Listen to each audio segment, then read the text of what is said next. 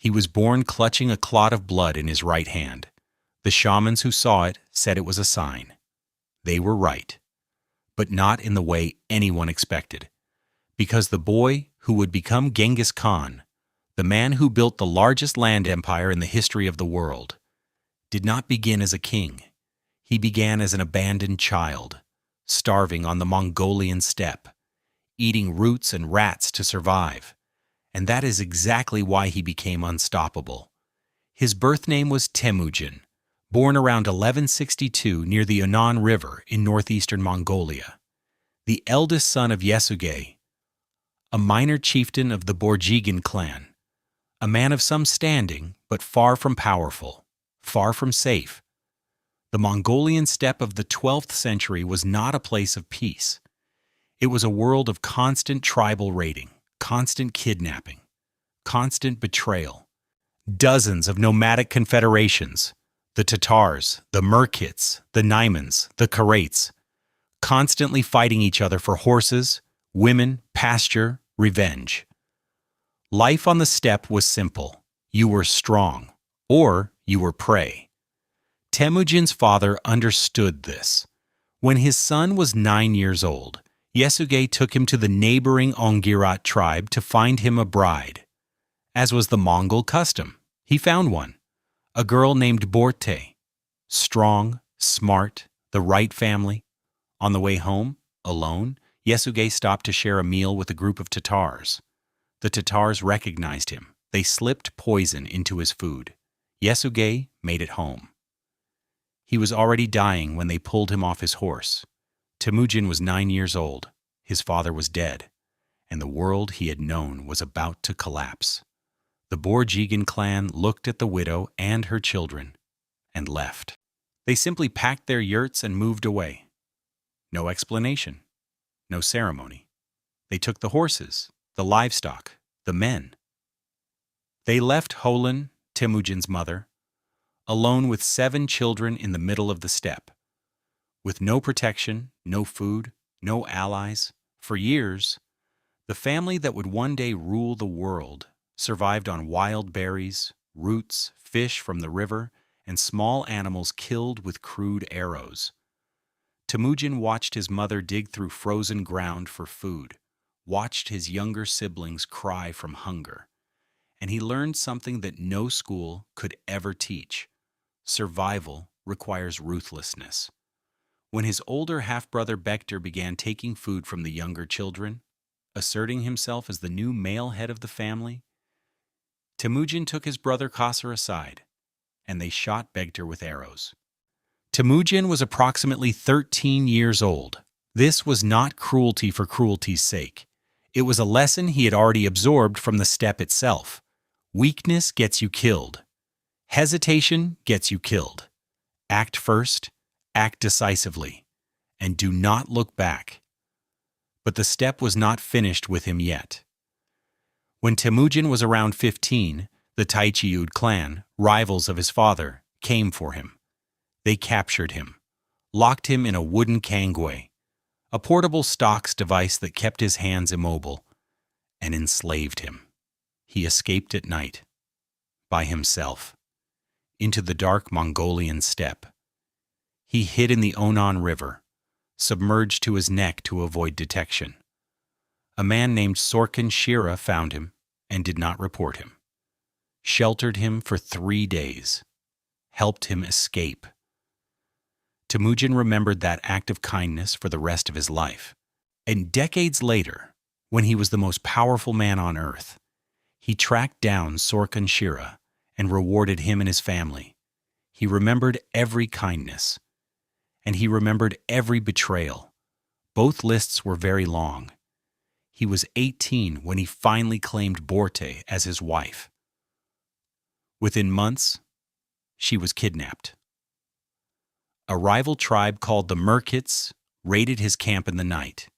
They took Borte as revenge for an old grievance against Temujin's father, who had himself kidnapped Holin from a Merkit man decades before. The steppe's cycle of revenge running in the blood of generations. Temujin did not accept it. He called on 2 allies, Togrul of the Karaites, and his childhood blood brother Jamuka.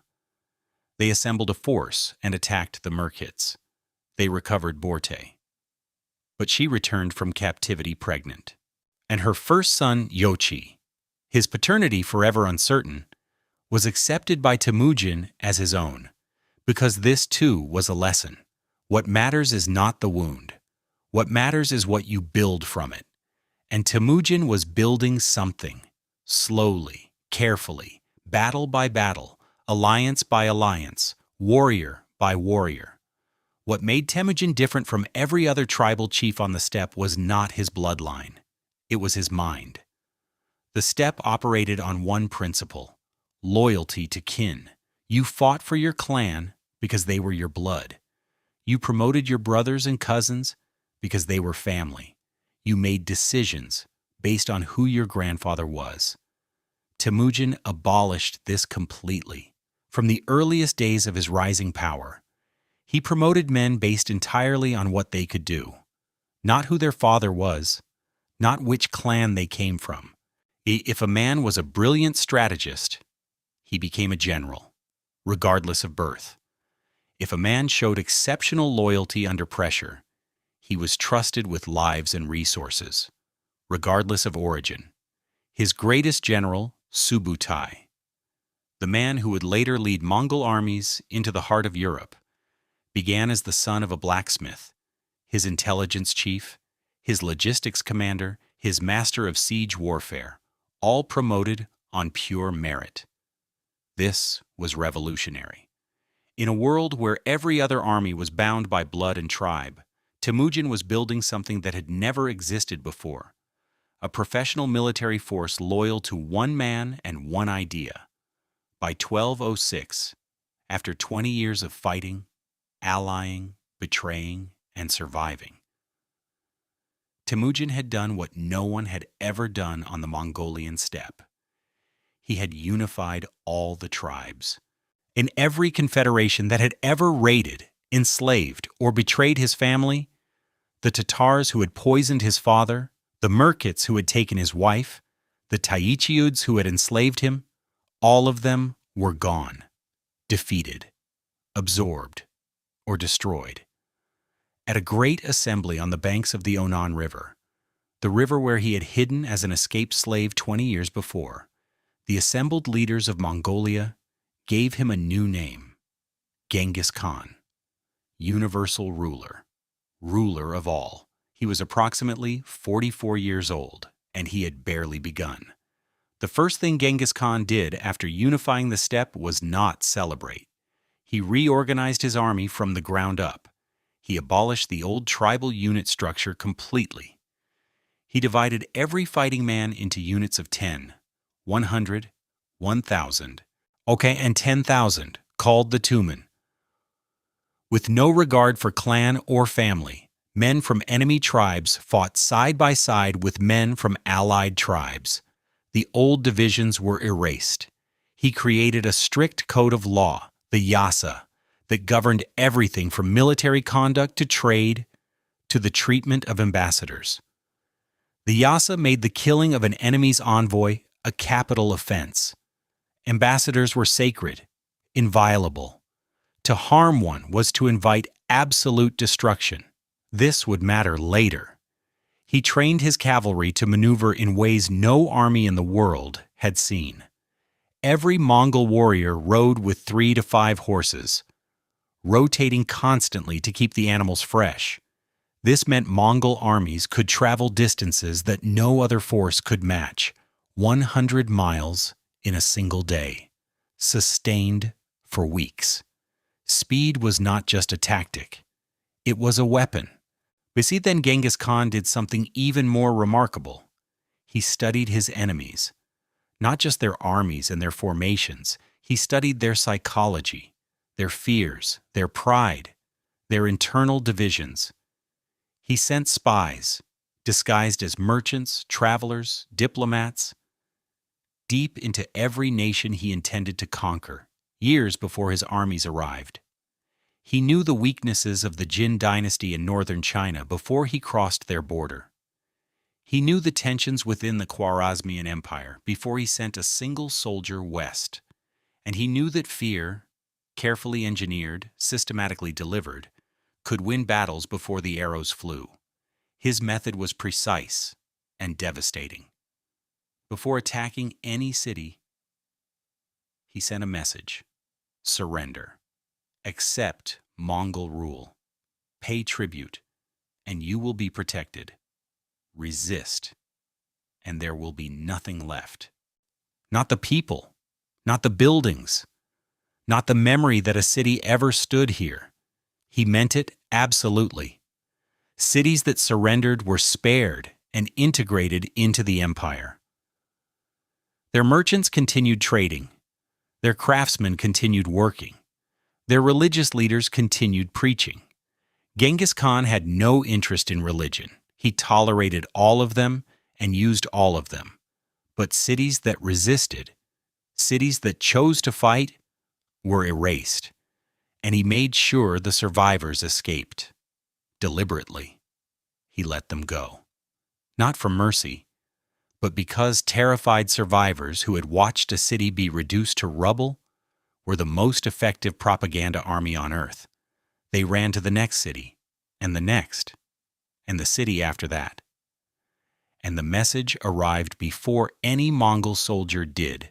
They are coming, and there is no point in fighting. When in 1211 CE, Genghis Khan turned south to the Jin dynasty of northern China. The Jin had ruled northern China for a century. They had walls. They had millions of soldiers. They had fortified cities that had held against every invader for generations. They had always treated the Mongols as barbarians, primitives, nomads who were useful as mercenaries or useful as targets. Genghis Khan remembered that. He always remembered. The Mongols had no tradition of siege warfare. They were cavalry fighters. Masters of the open steppe. Walled cities should have stopped them completely. So Genghis Khan did what he always did when he encountered a problem he had never faced. He found people who had already solved it. He captured Chinese engineers, Persian engineers. Every conquered civilization had skills the Mongols needed. He offered them life in exchange for knowledge. The engineers agreed. They built catapults, siege towers, and naphtha fire weapons that could crack the walls of any city. He absorbed every technology he encountered and turned it against the people who had developed it. By 1215, the Jin capital of Zhongdu, the city that would one day become Beijing, fell to Mongol forces. Northern China was Mongol territory. Then came Khwarezm, and the worst mistake any ruler in the 13th century ever made. The Khwarezmian Empire in 1218 was enormous. It stretched from Persia to Afghanistan to Central Asia. It controlled the Silk Road. It had a standing army of 400,000 soldiers. Its capital, Samarkand, was one of the most magnificent cities in the world. Its ruler, Shah Muhammad II, believed himself invincible. Genghis Khan wanted trade.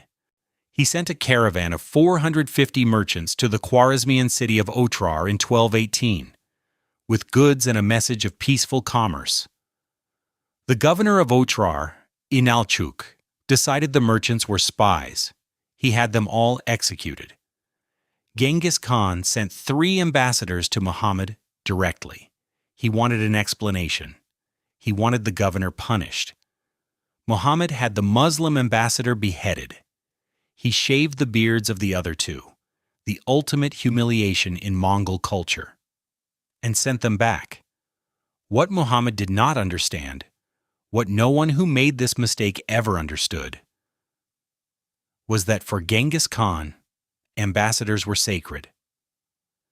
The Yasa made their killing a crime that demanded absolute retribution, and Genghis Khan never let a crime go unanswered.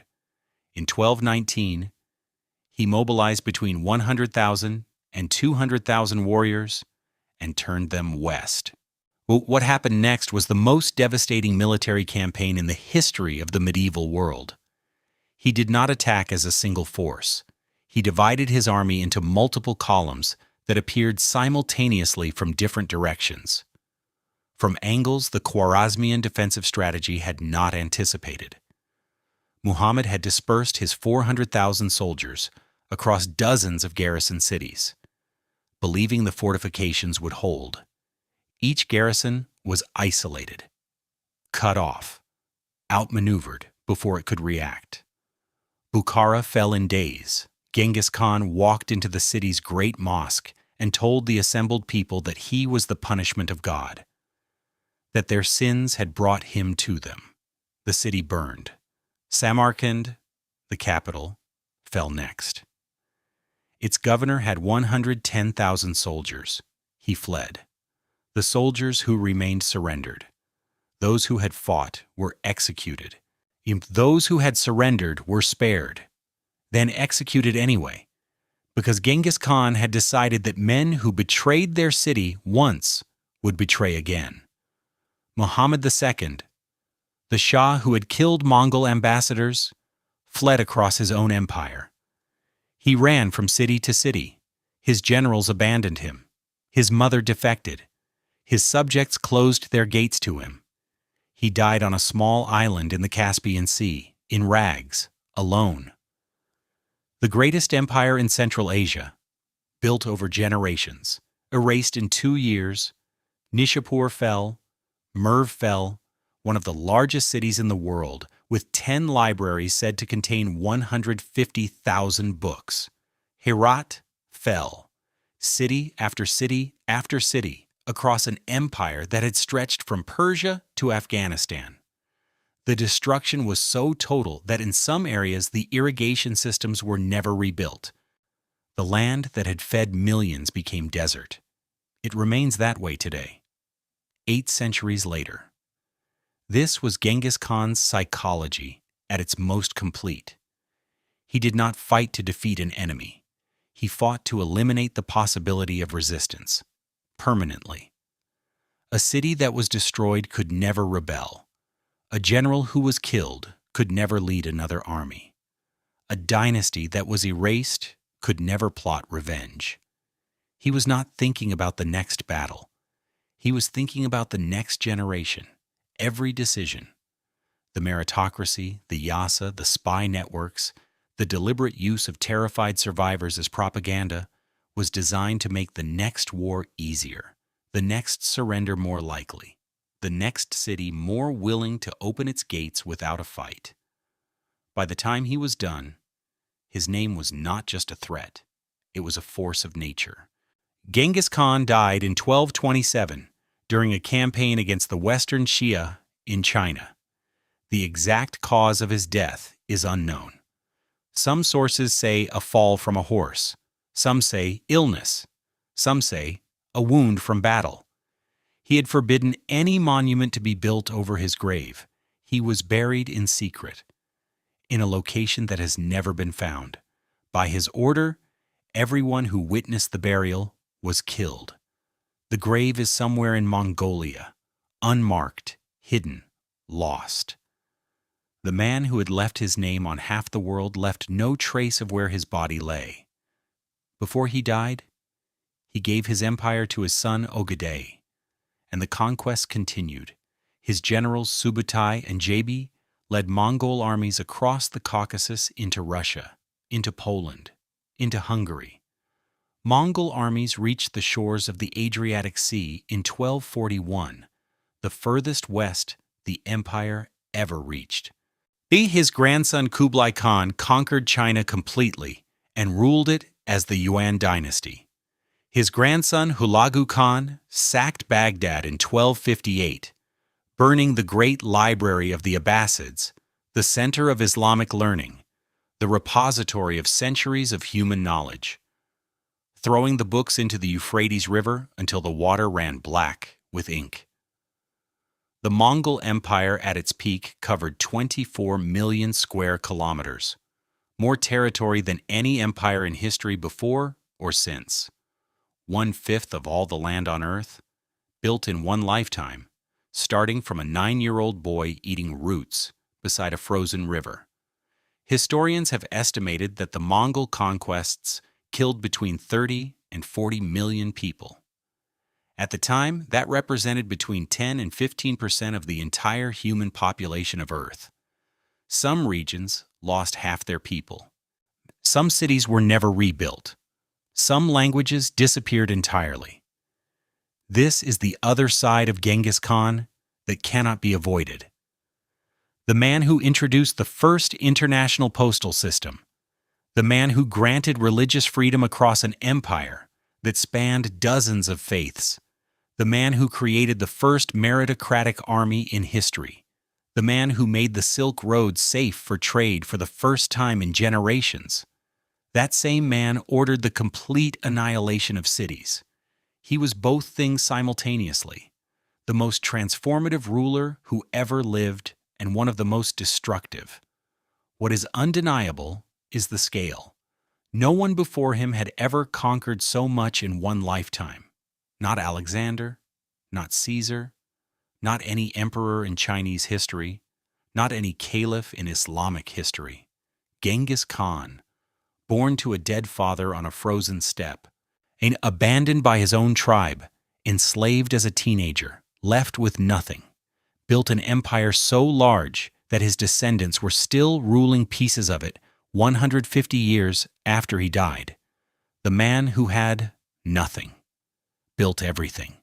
And when he was gone, they buried him in secret, in the land where he was born, where a 9-year-old boy had once eaten roots to survive and dreamed of something larger than the steppe could contain.